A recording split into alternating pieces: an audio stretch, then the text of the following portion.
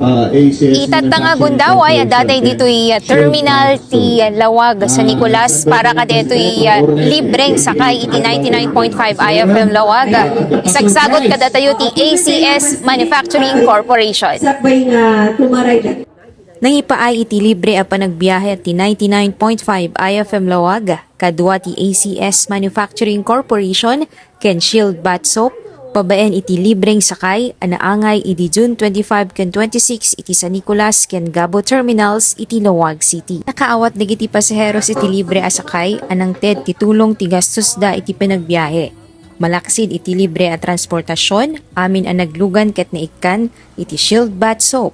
Nangipaaymet ti aktibidad iti gundaway kadagiti pasaheros anang ngabak iti cash prices anang 9 ti kinaragsak dagiti nagbiyahe. Napintas man dito ipapromote 99.5 IFM. Sana palibre at tiplete apo. Thank you ma'am, dating ti Diyos sa nakabang banglo. Hindi may panang suporta ti Laoag sa Nicolas sa libreng sakay. Thank you, IFM.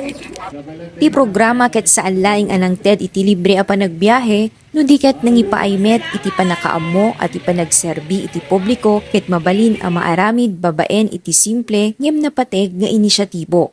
Babaen iti libreng sakay, impakita ti IFM Laoag, ACS Manufacturing Corporation ken Shield Bat Soap ti panang suporta iti komunidad, babaen iti serbisyo a makatulong kadagiti inaldaw a kasapulan dagiti umili.